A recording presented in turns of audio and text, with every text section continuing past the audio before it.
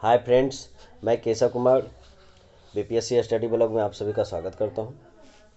17th BPSC मैंने भी दिया था, तो सोचा थोड़ा सा सेल्फ रिव्यू कर लूं। और अब मुझे नहीं लगता कि बीपीएससी एग्ज़ाम कैंसिल करेगी भी तो सिर्फ और सिर्फ बापू सभागार का ही एग्ज़ाम कैंसिल होगा। बाकी कहीं का एग्ज़ाम कैंसिल होने का कोई संभावना है नहीं। और तो जब जैसे कि मैंने पूरे 150 में से 149 क्वेश्चन अटेम्प्ट लिए, और जिसमें सभी आंसर की से मैंने मिलाया तो कहीं पे किसी आंसर की से 30 रॉन्ग हो रहा है, किसी से 29th हो रहा है, किसी से 31 भी हो रहा है। तो मिला जुला के वही है कि 107 8 यानी 105 से 10 के बीच स्कोर वेरी कर सकता है मेरा। तो इसके हिसाब से तो लगता है कि 70th का भी प्रीलिम्स तो हो ही जाएगा ना चाहिए। वैसे मेरा 69th का भी प्रीलिम्स हुआ था, उसमें मेरा मार्क्स 88 के आसपास था, बट कट ऑफ से पार था। मैंने ईडब्ल्यूएस कैटेगरी से मैं क्वालिफाई था। और मेंस में मेरा स्कोर 417 था, तो मेंस नहीं हो पाया। उसके बाद फिर अब देखते हैं 17th में क्या होता है। एग्ज़ाम तो कैंसिल नहीं होगा, अतः हम लोग को अपना मेंस का तैयारी जारी रखना चाहिए। फालतू के बातों में नहीं आना चाहिए कि एग्ज़ाम कैंसिल होगा, ये होगा, प्रश्न पत्र ईजी है तो एग्ज़ाम कैंसिल कर देना चाहिए। ये सब होने से रहा बीपीएससी किसी की नहीं सुनेगा। वो अपने निश्चित समय में पर अप्रैल के फर्स्ट वीक में आई थिंक मेंस को ऑर्गेनाइज करवाएगा। अतः हम सबको प्रिपेयर करना चाहिए। और अभी जो आंसर की चूँकि आयोग ने जारी नहीं किया है, लेकिन 5-6 क्वेश्चन ऐसे हैं जिसके आंसर की पे ही कट ऑफ काफ़ी डिपेंड करेगा। जिसका जैसे कि एक 2-4 क्वेश्चन है जो विवादित है। जैसे एक फराजी आंदोलन वाला क्वेश्चन है, उसका इनमें से एक से अधिक भी हो सकता है। एक महारानी विक्टोरिया को रानी की उपाधि कब दिया गया, 1877 और 76 में विवाद है, क्योंकि 76 के अधिनियम के द्वारा उसमें उस अधिनियम में घोषणा किया गया था। लेकिन फाइनली 1 जनवरी 1877 को आई थिंक दिल्ली दरबार में उसको एक महोत्सव में फाइनली उसको डिक्लेयर किया गया कि भारत की महारानी विक्टोरिया होंगे 1877 में। और एक बार बीपीएससी ने ये सवाल पूछा भी था, तो उस समय उसने 38th बीपीएससी आई थिंक था, तो उस समय उसका आंसर 1877 माना गया था। तो आई थिंक फिर से बीपीएससी खुद को रिपीट करेगा, 1877 ही माने। लेकिन कुछ भी हो सकता है। एक था दिल्ली भारत का राजधानी कब बना, तो उसमें 1911 में मतलब एक अधिनियम बना था, लाया गया कि 1911 में, लेकिन फाइनली राजधानी तो 1912 में ही बना। उसी तरह से बोला जाता है कि बिहार कब बना, तो उसमें पहले जब आपको याद होगा कि 2010 से पहले बिहार दिवस भी 1 अप्रैल को मनाया जाता था, लेकिन अब 22 मार्च को मनाया जाने लगा। तो 22 मार्च को घोषणा हुआ था कि बिहार एक अलग राज्य होगा, लेकिन फाइनली उसको उस चीज़ को इन्फोर्स में लाया गया 1 अप्रैल को। तो अब आयोग पे डिपेंड करता है कि वो कौन सी बात को मानता है। वैसे आज अभी तो हम लोग बिहार दिवस 22 मार्च को ही मनाते हैं, तो ज़्यादा चांस है कि 22 मार्च 1912 ही आंसर हो। इसी तरह से एक दो सवाल और भी विवादित थे। अब उनका आंसर की जारी होने पे ही पता चलेगा कि आयोग उसको क्या मानती है। और मेरे अनुसार कट ऑफ जो होगा वो जनरल का 88 से 90 होगा मैक्सिमम, मैं बता रहा हूँ, क्योंकि 20,000 लोगों का रिजल्ट देना है। पिछले बार सिर्फ 4,000 लोगों का रिजल्ट दिया गया था, फिर भी कट ऑफ 91 ही था। और वो कुछ बच्चे बता रहे हैं कि पिछले बार के सवाल बहुत हार्ड थे।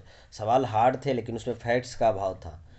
थोड़ा सा सोचने पे अच्छे तरीके से सोचा जाए तो जो कठिन सवाल था उसका जवाब निकालना बहुत ही आसान बन जाता था पिछले बार।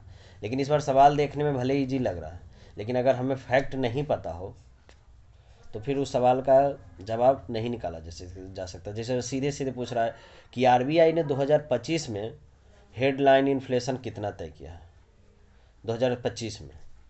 तो अब ये आंसर निकालना बहुत ही मुश्किल है। 4.5 इसका है वैसे आंसर है। तो आरबीआई क्या करता है, 2-3-4 साल के लिए कि मैंने अगला पिछला सब एक ही साथ इन्फ्लेशन रेट अपना जारी कर देता है। बहुत सारा प्रकार का इन्फ्लेशन रेट जारी करता है मुद्दे, और जीडीपी का ग्रो रेशियो जारी करता है। कभी आईएमएफ करता है, कभी क्रिसिल करता है, कभी वर्ल्ड बैंक करता है। तो इस तरीके का सवालों का जवाब देना काफ़ी मुश्किल हो जाता है। तो आयोग ने एक ये क्वेश्चन था पॉलिटी में, सबसे अच्छा क्वेश्चन से ये था कि संविधान का कौन सा अनुच्छेद किसी सांसद के लाभकारी पद पर रोक लगाता है। तो उसमें पता होगा 102 आर्टिकल का जो 1 सेक्शन है उसमें 5 धाराएं हैं, 5 उपधाराएं हैं। तो अलग अलग अनुच्छेद का जो उप अनुच्छेद है उसके अनुसार इसको परिभाषित किया जाता है। वैसे इसका आंसर 102(1)(a) है, लेकिन ये कितना टिपिकल हो जाता है। इसी तरीके से और भी कुछ सवाल लेते हैं।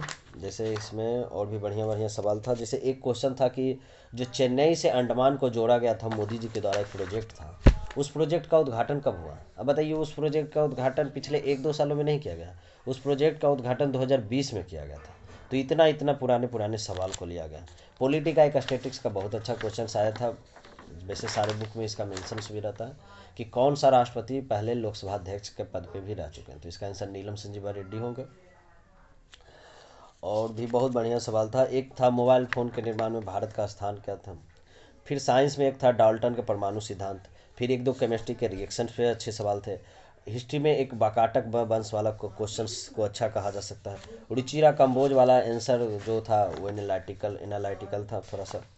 आर्टिकल 2-3J के अनुसार तो पंचायत से तो हमेशा जो आर्टिकल 2-3-4-3 जो है तो वो हमेशा से इम्पोर्टेंट है। एक क्वेश्चन ये भी है कि कौन सा जीवाणु बीमारी को पीलिया ज्वर कहा जा सकता है, तो ये थोड़ा सा हट के था। इसका आंसर वैसे एंथ्रेक्स बताया जा रहा। उसी तरीके से और भी सवाल थे, जिसे क्रिसिल के अनुसार पूछ ले, बोल रहा है कि क्वेश्चंस बहुत ईजी। अब बताइए कि आज तक कभी ये क्रिसिल्स का तो कम से कम अनुमान नहीं पूछा होगा। अब यहाँ पे क्रिसिल्स का अनुमान पूछ रहा है कि भारत का कॉर्पोरेट बॉन्ड का मैंने क्रिसिल क्या 2030 तक एक्सपेक्ट करता है कि कितना हो सकता है। तो इसका वैसे आंसर 100 से 120 लाख करोड़ है। बट ये सब एग्जाम में याद नहीं रहता, लोग इसको छोटे छोटे माइनर फैक्ट को ध्यान नहीं देते। अब जैसे कोटेश्वर सिंह, अब लोग क्या करते हैं कि उच्चतम न्यायालय के मुख्य न्यायाधीश याद करते हैं, बिहार के चीफ जस्टिस को याद कर लेते हैं कि बिहार पटना हाई कोर्ट के चीफ जस्टिस कौन है। अभी एक चीफ जस्टिस मान लीजिए जैसे संजय करोल साहब थे, तो जब बिहार से वो दिल्ली गए तो पता था कि यार एग्जाम के पॉइंट ऑफ व्यू से थोड़ा सा इंपॉर्टेंट हो सकता है। परंतु ये कौन जान सकता है कि जम्मू कश्मीर उच्च न्यायालय का जो जज थे एन कोटेश्वर सिंह, वो अगर सर्वोच्च न्यायालय के जस्टिस बनेंगे तो वो क्वेश्चंस भी इंपॉर्टेंट हो जाएगा। तो ये सारे क्वेश्चंस इंपॉर्टेंट थे। तो इसी तरीके से बहुत सारे सवाल था और ठीक ठाक है। तो मेरे अनुसार तो कट ऑफ 88 से 90 ही जाएगा। बाकी सब कैटेगरी में 2-3 नंबर कम जाएगा और हर कैटेगरी के फीमेल में उस कैटेगरी के मेल से 2-4-5 नंबर का अंतर आ सकता है। तो आज के लिए इतना ही।